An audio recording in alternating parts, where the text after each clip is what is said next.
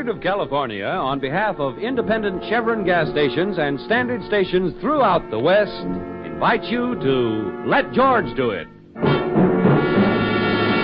Another adventure of George Valentine. Personal notice. Danger is my stock and trade.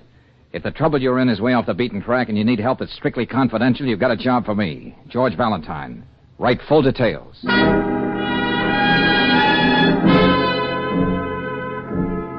Dear sir, you employed the word confidential in your advertisement.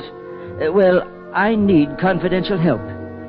My enthusiasm for birds has led me into a predicament. I was watching starlings, but I saw something that was never meant to be seen, and it keeps haunting me, if I really saw it. Unless my eyes deceive me. My eyes deceive me. I was the witness, the only witness, to an outrageous crime. There's nothing more I can say in a letter. Please contact me at once, and it's signed Elliot Wormsley. Wormsley, that sounds like a name on a Dickens. Elliot Wormsley, M.S., Ph.D., Statistical Services, Baxter Building. Birdwatcher, huh? Mm-hmm. What kind of canaries is the statistician interested in anyway? Oh, stop kidding, George. That's a pretty grim phrase. I was the only witness to an outrageous crime. And he's in a predicament. That's a twist. What was it he could have seen? I don't know, Brooksie, but let's see what we can see. Let's drop in on Dr. Wormsley.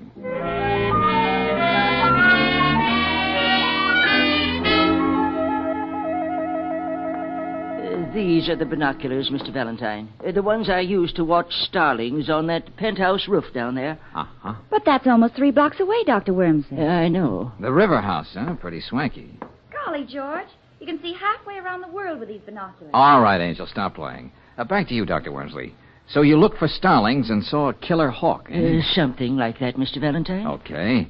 Now, just what was this outrageous crime? What did you see that you shouldn't have seen? Murder. I guess I dropped your binoculars, Doctor.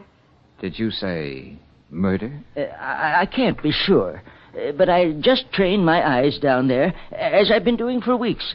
And in that instant, I'm almost certain I saw a man push another man off the roof.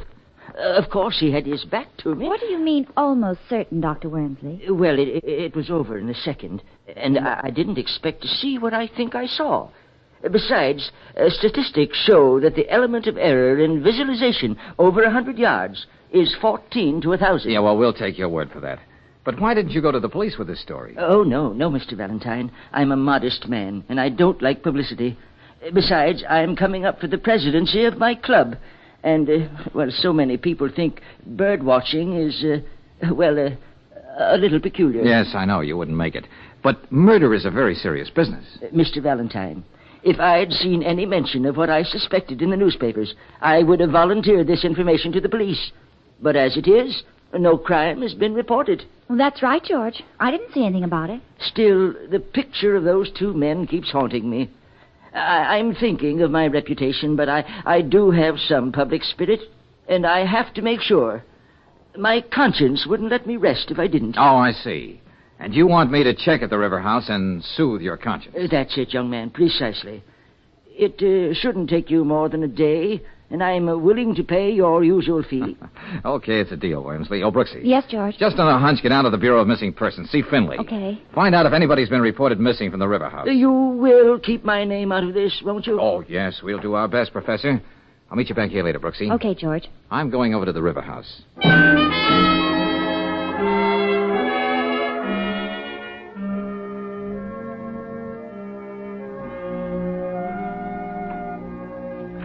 Oh, you're very fortunate, Mr. Valentine. Penthouse B is vacant, and it's only $5,400 a year. Yeah, a point of information, Mr. Stevens. As I get it, the sun deck of this wing facing the river is for the exclusive use of Penthouse A and B. Oh, it's very private. And Penthouse A is occupied by the Dunlaps, Philip Dunlap, the broker. So that would put you in very good company, and only $5,400 a year. Well, I was thinking of something a little better, but I'll let you know.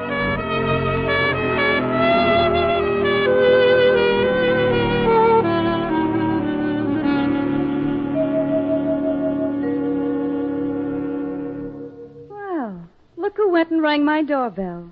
Wouldn't be the full of brush man, would you? Not unless my samples are showing.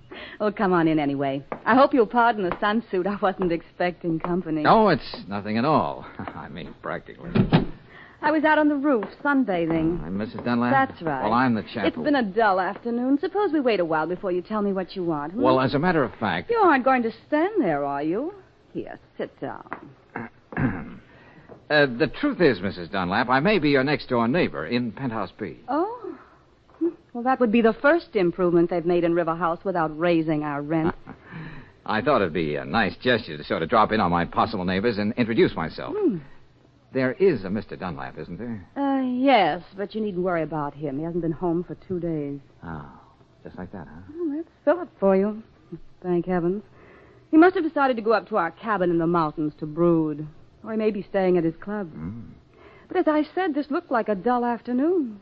We're not going to let it be one, are we? Oh, fine. That wouldn't be Philip. He has his key. Well, whoever it is, just explain I'm looking at the penthouse next door. Hal. Listen, Paula, we haven't heard from Philip yet, and there are letters and contracts he has to sign downtown. All right, Hal. I'm not my husband's keeper. Oh, just the same, I thought you might be worried. Oh, I didn't know you were having company. Well, this gentleman may be our next-door neighbor, I hope. Mr. The name's Valentine. Really, Paula? At least now you know his name. Mr. Valentine, this intense young man is my husband's secretary, Hal Sterrett. How do you do? I don't know what you're going to do, Paula, but I'm going to call the police and report Philip missing. Please do that, Hal. I'd feel so much better. Lord, how I hate righteous men, especially when they're young. So petulant. Now, where were we, Mr. Valentine? I was just about to leave. A mood is a very fragile thing, isn't it? Oh, you've been right neighborly, ma'am. Goodbye. I don't think it's goodbye. Anyway, it was very nice, even not having known you.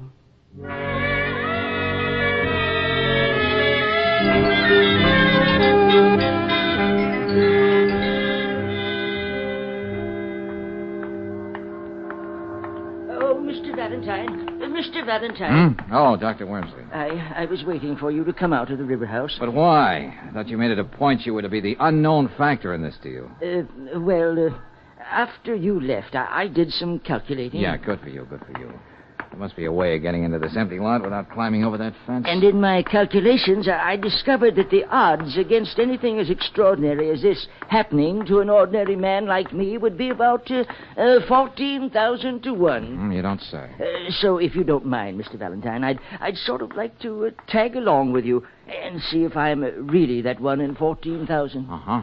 Looks as though there's a gate in this fence. If we can get these trash cans out of the way.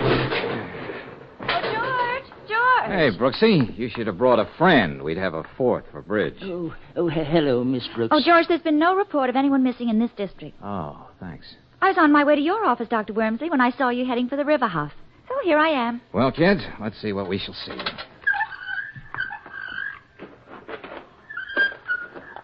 It's just an overgrown lot. That's right. George, you think that if Dr. Wormsley is right, the man would Nothing like checking, Brooksie. Dr. Wormsley, you did say that when you saw a man pushing another one off the roof, his back was towards you? If I saw what I thought I saw. That's right. Uh-huh. That would mean he was facing away from you, toward the river. Yes. Well, there's the river behind that high board fence. And on this side of the building, there are only the windows and the elevator shafts and the stairway. So no one would have seen him fall. Mr. Valentine, over here, look. Huh? That's a man. I mean, it was. Huh? Past tense is putting it mildly. Oh, George. Then it wasn't my imagination after all. No, Dr. Wormsley, it wasn't. And just to quote a few more odds, it's at least 1,000,000 to 1 this is the body of Philip Dunlap.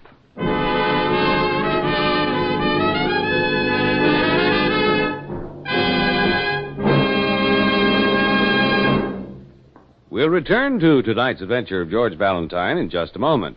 Meanwhile, a word about the great American pastime.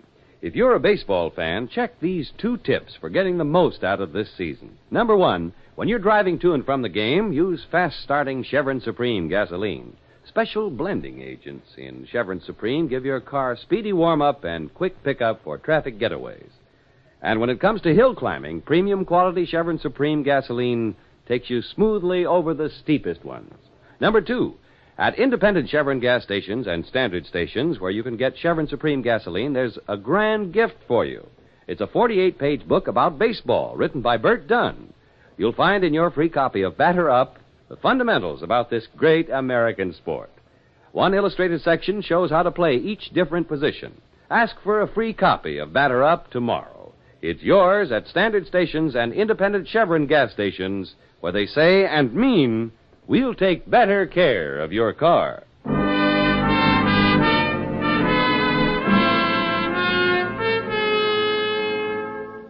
And now, back to tonight's adventure of George Valentine. It's only natural for a member of the Bird Watchers Society, even when he's a professional statistician like Dr. Wormsley, to be watching starlings on a penthouse roof. But when instead his binoculars revealed one man pushing another off that self-same roof, well, that's just sort of a case George would get involved in. It's about an hour since George found Philip Dunlap's body in the weed-covered lot back of the apartment building. And now we join George and Claire talking to Lieutenant Riley at Homicide. Yeah, what is it? Lieutenant Riley, Donnelly just brought Hal Starrett in. Do you want to see him now? No. Let him cool his heels out there a while with Mrs. Dunlap. Yes, sir.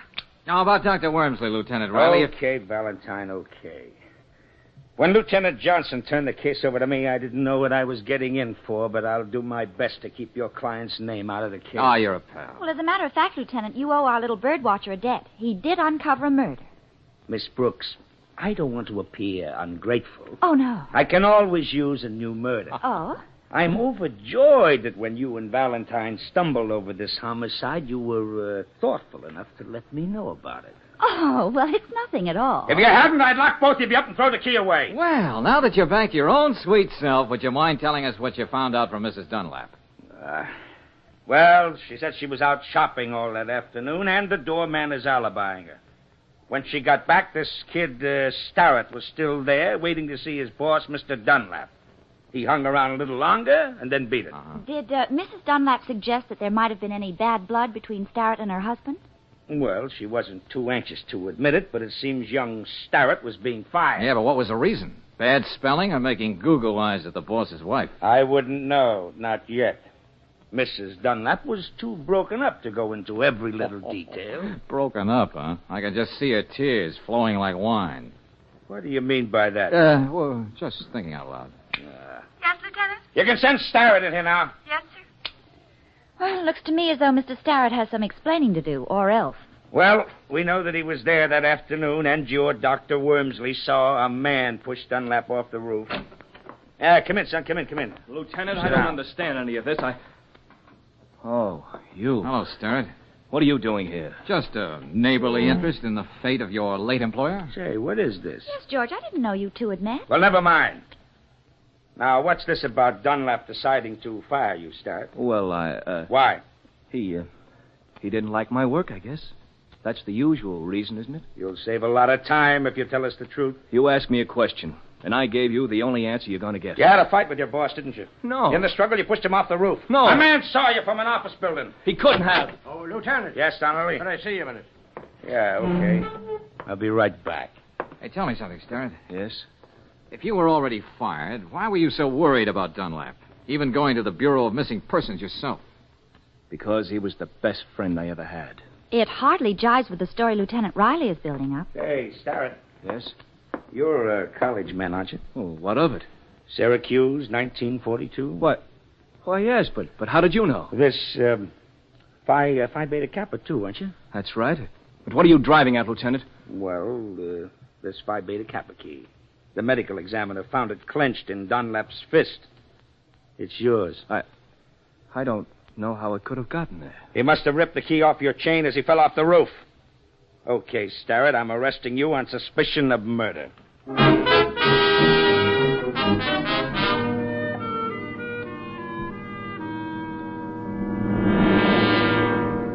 It's nice of you to visit me in jail, Valentine.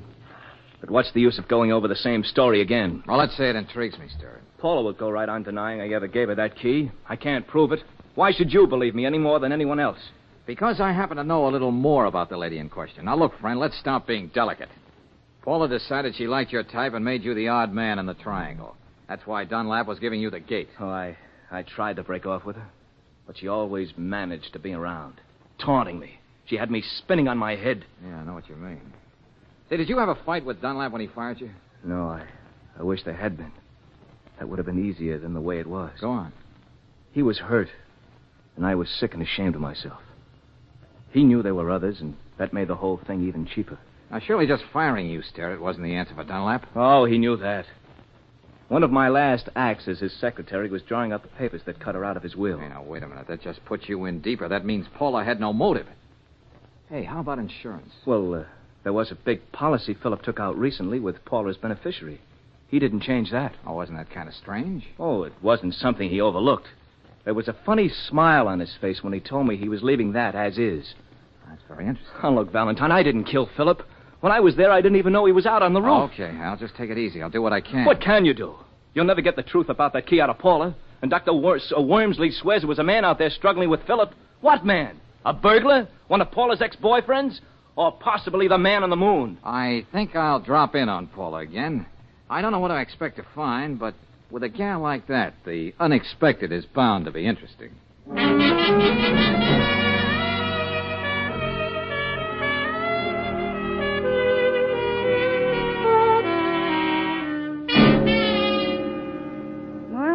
If it isn't my next-door neighbor. What now? Cup of sugar? Couple of eggs? Well, maybe I did make a little fib, but you didn't believe me anyway, did you, Mrs. Dunlap? Paula. Okay, Paula.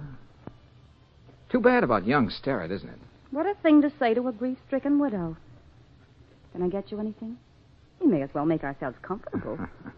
You've got a head start in those lounging pajamas. They're really something.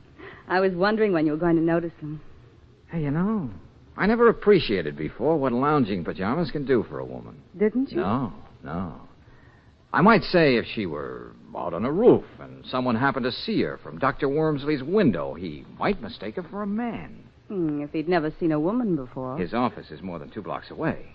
But to get back to our hypothetical woman, yes. How much do you guess she'd have coming to her if her husband were murdered and there was a nice fat insurance policy, the only thing he didn't cut her out of? We've gotten a long way from lounging pajamas. Oh, I don't know.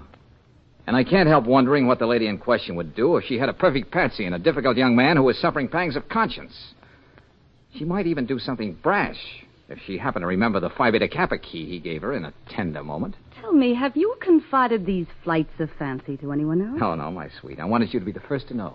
And you, my sweet, will ruin your eyes reading all those pulp magazines.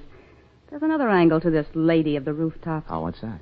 With all the insurance money she's sure to get, and with an admiring eye for a certain broad-shouldered character who seems to know what it's all about, she might make life very pleasant for him. Very. You couldn't say he knew what it was all about if he fell for a pitch like that now, could you? Oh.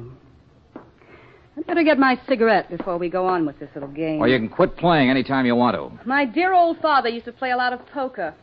He used to say the game was never over till the last bluff was called. Uh-huh. Didn't your old man tell you that even one of those effeminate-looking automatics make a loud noise and leave holes when they go off? I have a permit for this gun. Uh-oh. Come on now, Paula. Let's see if you can answer that phone with one hand. You know, Georgie, that could be your next to the last glib remark. When that phone stops ringing, you don't worry yourself into a tizzy trying to guess who it was. We've been supposing a lot of things here tonight. Now let me top it off. Suppose they found you draped on the floor there with a bullet in your head. Okay, what then? I was in bed when I heard sounds in the living room. I opened the door. There was a figure in the darkness. After everything I'd been through, I didn't stop to think. I shot the prowler. I gotta hand it to you, Paula. Skip it.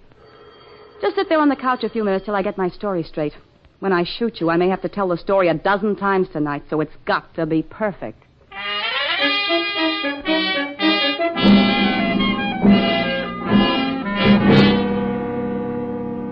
Okay, you stalled too long. You missed your chance, beautiful. It'd be a mistake to shoot me now. What are you talking about? Behind you. There's somebody out there on the penthouse roof. You know I'm smarter than that. What? Who's it? I'll take the toy now. Oh, you drop let it. go of that, you. Oh, George, there you are. I tried to call, and then I remembered about the empty penthouse next door and the adjoining sun deck, and... Oh, for Pete's sake, somebody say something. Oh, just a little parlor game, Brooksie. Yes.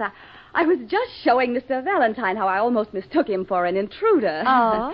Lieutenant Raleigh will probably find it very amusing when we tell him about it. Oh, that ain't the way I seen it. For the time being, Angel, we have to see things Paula's way. But more important right now is to see if we can get a man out of bed.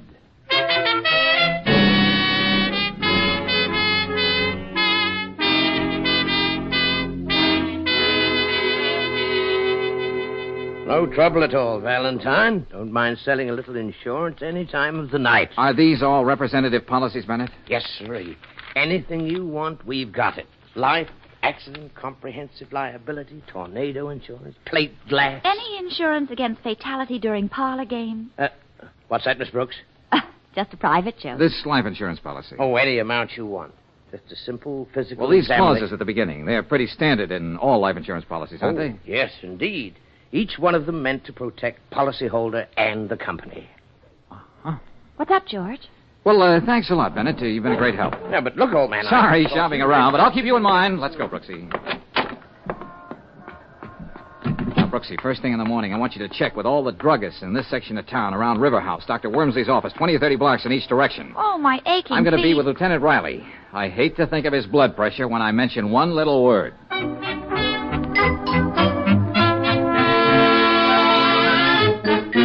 Autopsy? That's the word. Valentine, if I had any hair, I'd tear it out. What are you talking about? Well, now, look, it can't do any harm, Lieutenant. No one in his right mind can doubt how Dunlap died. This Wormsley saw him shoved off the roof. Then the body was found sprawled all over an empty lot, 12 floors below. Cause and effect. I have every reason to doubt that Sterrett killed Dunlap. I suppose you're going to tell me Mrs. Dunlap killed him, huh? That she used to be the strong woman in the circus. I didn't say she killed him. Then who? What? For the love of heaven. How about that autopsy, Lieutenant?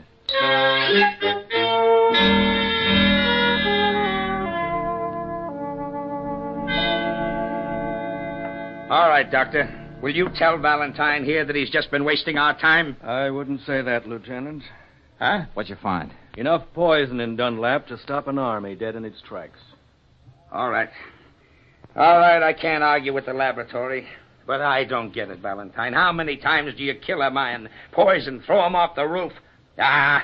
It's a wonder we didn't find a knife in his back, too. Doctor, just how does this particular poison work? Instantly. Every muscle in the body becomes rigid all at once and stays that way. Then it's possible that after a couple of days, the effects of the poison could be mistaken for rigor mortis. Not only possible, Mr. Valentine. It seems just what happened. Hey, wait a minute. If Dunlap's fist was clenched like that the moment the poison took effect, how did that Phi Beta Kappa key get in his hand? That's the point, Lieutenant. It was forced into it. And certainly Hal Sterrett didn't do it. That does it. I'm going to have Paula Dunlap picked up, and she'd better have all the answers.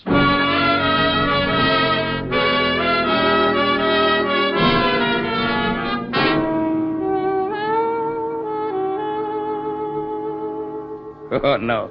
No, Mrs. Dunlap, you're going to have to do better than that. I know how it looks, Lieutenant Raleigh, but you're wrong, believe me. Paula, you had to be the one who put that key in your husband's hand. Sterrett wouldn't sign his own death warrant. I know, but Here are the facts the jury will hear. You were the man Wormsley saw wearing lounging pajamas. You had the motive, the insurance money, so you poisoned Mr. Dunlap, then pushed him off the roof to implicate an innocent man. All right. I'll tell you just what happened. Remember, Mrs. Dunlap, you're doing this of your own free will. Hal Sterrett left that afternoon. I went out on the roof for a moment. Philip was there, an empty highball glass next to him. He was dead. Well, don't look at me that way. He was already dead. He'd committed suicide. How do you know that? There was a note, cruel note, saying that I was the cause of all the unhappiness in his life. He was leaving me without a cent. Okay. I suppose you have the note. No, I destroyed it. Oh, no, that wasn't very smart. Don't you see? I had to. So no one would ever find out it was suicide. Now, wait a minute. There was a clause in his policy. It's in most policies, saying that if he killed himself within the first year, the beneficiary wouldn't get a cent. That much is true, Lieutenant. What I did was wrong, but I wasn't going to let Philip leave me without a cent. That'll stand up in court, won't it? Even though I did destroy the note, they'll believe me, won't they? Since you asked my opinion, the answer's no. But my job is finished now. Oh, no. George. Hey, how goes it, Brooksie? What luck? You were right. I found out what you wanted to know at the Gotham Pharmacy on Morton Boulevard. Now what? What am I going to do? I've got to find a way to prove I'm innocent. This isn't fair. Remembering that gun you held in my face and Hal Sterrett, I'm tempted to keep my mouth shut and let you stew in your own juice. What do you mean? Me and you both. I don't know what charge you're going to hold her on, Lieutenant, but it won't be murder. What? Did you hear what he said, Lieutenant? What are you talking about, Valentine? Brooksy just found out that Philip Dunlap bought that poison himself at the Gotham pharmacy. On a doctor's prescription he forged. Oh, George. Oh, how can I ever thank you? Oh, that's easy. The next time you're up on that roof alone, see if you can prove the law of gravity really works.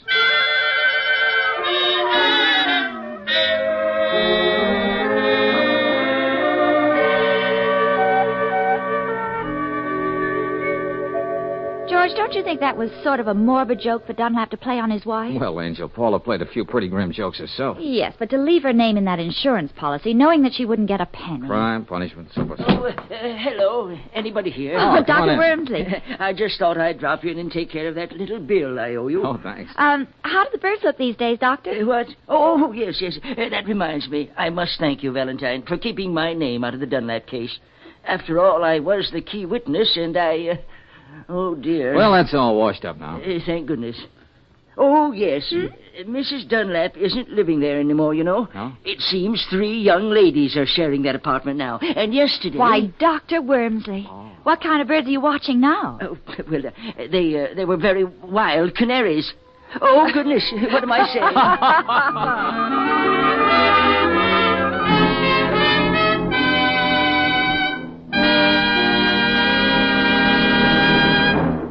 And now, a message of importance to motorists. If this is the time of year your family gets travel-minded, it's probably the time you start thinking about new tires. And you know which make of tire gives you a written warranty against ordinary road hazards? The answer is easy. Atlas tires. That's right. Each new Atlas passenger tire is warranted for 12 months against blowouts, cuts, and bruises that might happen to ordinary tires. And each Atlas tire has a double warranty. First, by the manufacturer, and second, by the distributor. Another thing to keep in mind when you're buying tires is a 2 or 4 wear better than an uneven number. Give you softer riding and easier car handling. For that extra margin of safety, get Atlas tires at standard stations and independent Chevron gas stations where they say and mean, we'll take better care of your car.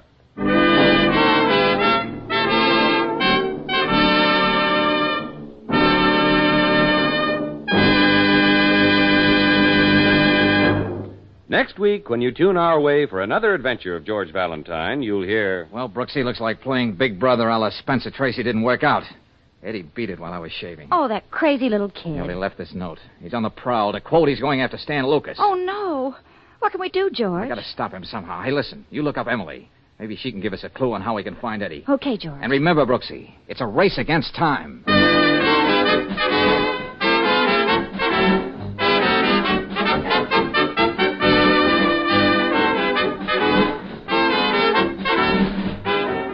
Tonight's adventure of George Valentine has been brought to you by Standard of California on behalf of independent Chevron gas stations and standard stations throughout the West.